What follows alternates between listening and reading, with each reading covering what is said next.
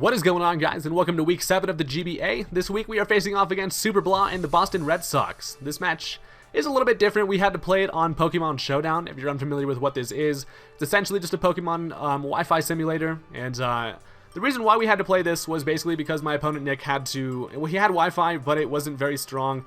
So we didn't really want to risk playing on the DS's just because he was pretty much guaranteeing that it was gonna freaking disconnect. So we decided to play on here. Really, honestly, the same thing. I'm just gonna basically run through the replay here. I decided to bring Porygon 2, Slowbro, Darmanitan, Breloom, Mega Sableye, and Clefable. On his side, he has Cresselia, Mega Audino, Nidoking, Mienshao, Manaphy, and Drapion. The first thing I noticed was I was really kind of rattled at the fact that he brought both Nidoking and Drapion. I really did not prepare for Drapion in the slightest. I honestly just saw Nidoking, and I was like, there's really nothing on my team. He has to be really, I mean, honestly, Clefable is the only thing he would need a poison type for.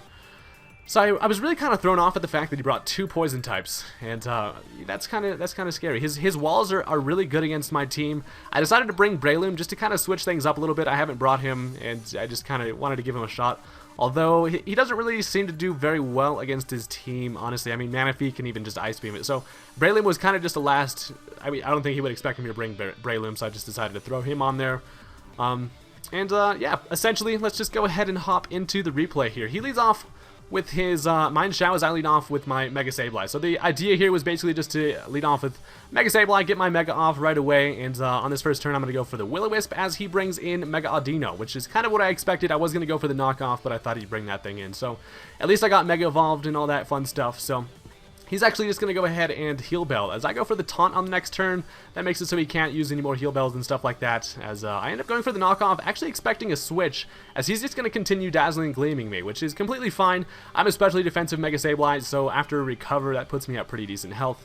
And yeah, I freaking hate Mega Audino. These things are an absolute threat. His defensive mons are really scary, honestly. But continuing, I'm going to go ahead and switch Mega Sableye out into Clefable here because I know that I can take really any attack this thing wants to throw at me. I could even start setting up Calm Minds, but I do have to worry about the fact that he does have these poison types. So on that play there, I decided to go for a Moonblast, expecting a switch into the Drapion. Just due to the fact that it's going to be like a physical attacker. I was expecting him to think I was going to go for a Calm Mind, get my special defense up to the point where I could take a Sludge Wave from Nidoking. So I expected him to really go into Drapion there. That's why I went for Moonblast. Unfortunately, he does bring in his other freaking poison type, the Nidoking. So Moonblast isn't going to do a whole lot of damage, but I do actually end up getting the special attack drop, which is kind of nice.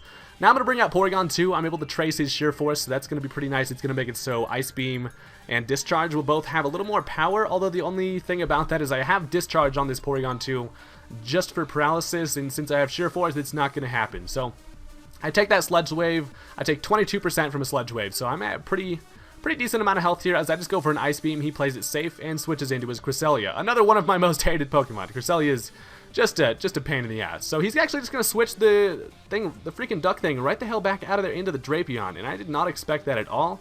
Here I bring in Family Jewels, who comes in on a substitute, and then he goes for the Acupressure. That kind of threw me off. When you see substitute Drapion, I was kind of thinking Swords Dance, and I thought I was fucked at that point. He sets up the Acupressure, so he's going to raise his defense, which is actually not good for me at all, considering I don't have any special attacks on this Mega Sableye. So that's kind of a bummer. He's behind a substitute now. He's at least taunted, so he can't set up anymore for a couple turns, but this thing could be scary. The one Pokemon I did not prepare for at all is now setting up on me with a freaking substitute. So I now decide to bring in Slowbro. I know that I'm going to take a lot of damage from a knockoff, but I can at least slack off and get some damage. Get some health back, I mean, as he does go for the knockoff. That's going to get a critical hit, knocks me down to 30% as I go for the Scald. Had that not been a critical hit, I would have been able to take another one and go for a slack off, but unfortunately I do have to switch back into Family Jewels on the next knockoff, as at least he doesn't have a substitute, but then the freaking taunt wears off, and then he gets a substitute up again. So I end up just setting up another taunt there. I have to kind of pause this every once in a while because it goes quick, and I should probably, yeah. So basically, sorry, the taunt wore off just right in time for him to set up another substitute, which is really annoying. Family Jewels had to go for another taunt there, so now at least he's taunted again. But honestly, at this point, it's looking like I'm kind of screwed. He gets a critical hit and the poison on the next poison jab, which is unfortunate as I go for a recover. And as you'll see, this thing actually isn't even a sniper freaking Drapion, which is interesting. I go for another recover there because I'm trying to keep Family Jewels with as much health as I can at this point, but being freaking poisoned is really just a bummer. But Now I'm going to bring in Paul. Knockoff does 33.7%, and I was thinking that might have been max damage, but honestly, I decided to stay in. The only thing I can do here is really just stay in and go for a Scald. I need this substitute out of the way.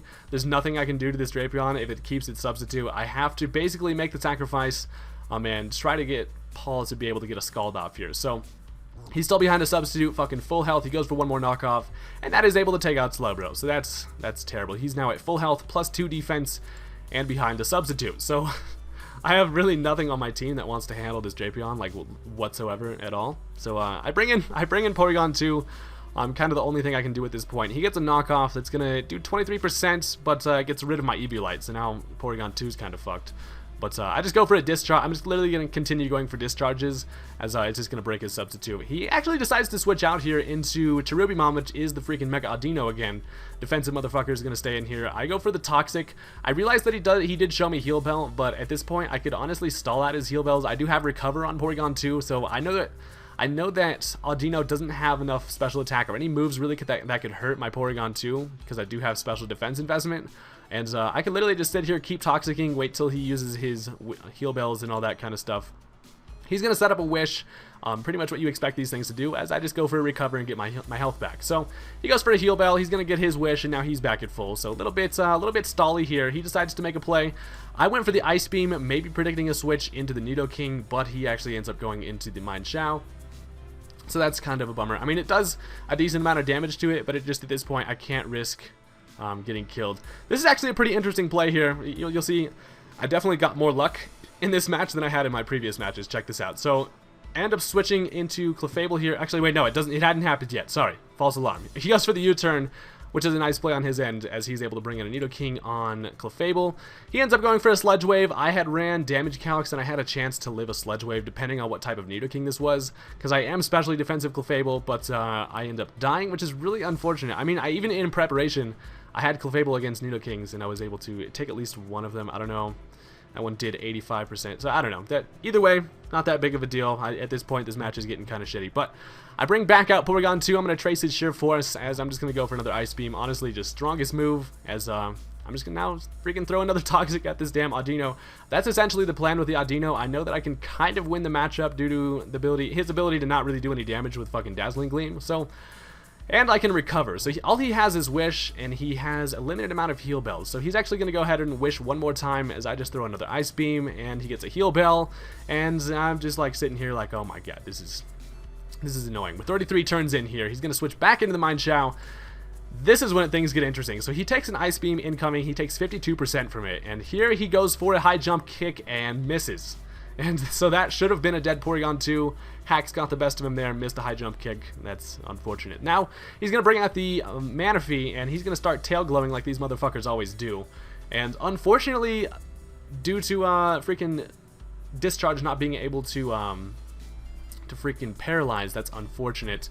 He's going to go for a Surf. After the 2.5 times, I'm able to even actually live that with 10%, which is pretty fucking nice. I was like, hell yeah, that whittles him down. But after Leftovers, I wasn't able to bring in Darmanitan here. So my plan was kind of to whittle this Manaphy down to the point where either Breloom's Mach Punch could kill it, or Darmanitan's Flare Blitz. I didn't want to risk the Flare Blitz just yet, so I decided to actually just kind of sack off Family Jewels at this point. I am able to live a Surf at least, and I'm able to go for a knockoff, which is going to bring him down low enough to the point where I can kill him with anything else. But now in hindsight, I probably should not have wasted Family Jewels like that. But yeah, so now I'm going to bring out 1-Up. There I decided to make a prediction. You saw that I just took an Ice Beam and died. I actually expected him to maybe switch. I don't know why. I mean, at this point in the game, here was my mindset. I was losing. I was really far behind, and the only way that you can bring yourself back in a game like this when you're already this far behind is to make kind of just risky predictions. At this point, I knew that I had lost the match, considering I had very few Pokemon left. He still has his walls, freaking Manaphy's sweeping. I decided to just make a risky play, go for the Spore on the off chance that he might switch into the Nidoking or something like that. Him knowing that I did have Mach Punch, it was a decent prediction on my end, because I could have just gone for the Mach Punch and killed that Manaphy right then and there.